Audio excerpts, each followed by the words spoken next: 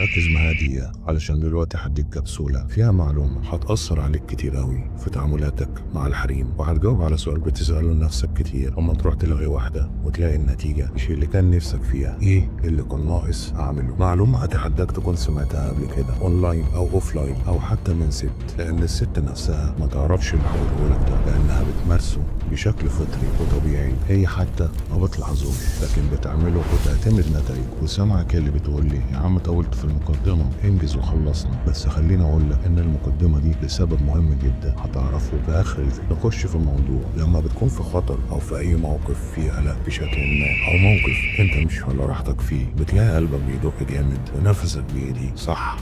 ولما بتكون مع صحابك او مستقنيس على السرير الدنيا بتبقى عادي ونفسك منتظم ومرتاح من جواك. صح برضه صح. ايقاع تنفسك اللي محدش حاسس بيه غيرك، وضربات قلبك المتسارعة اللي محدش سامعها غيرك. الست قادرة تكشفهم بطرف عينيها في لمح البصر. يعني لو انت رحت تلاقي مزة وانت في الحالة الاولى وهي حست بالموضوع ده مهما كان طفيف، ده بيولد عندها نفور منك لانه بيترجم لعدة اشكال حسب مرجعيتها الثقافية والمجتمعية، زي انك راجل خام واول مرة تلاقي مزة، او انك شخص غير واثق في نفسه، او انك خايف من رفضها ليك، وحاجات تانية كتير. كل دي نقط بتخلي البنت او الست تشوفك في مرتبة اقل من انها تفتح لك الباب او تتعرف عليك. وعلى فكرة البنت قادرة تكشف الموضوع ده حتى لو بتكلمها في الفون، لان حالة عدم انتظام تنفسك دي بتؤدي الى حدوث رعشة في صوتك، ومهما كانت طفيفة الجهاز العصبي لدى الانثى هيربطها بشكل انت ما تقدرش تتخيل سرعة. تمام لحد كده؟ تمام. دلوقتي يطلع واحد يقول لي طب يا كولونيل انا فعلا عندي الموضوع ده، ممكن اعالجه ازاي؟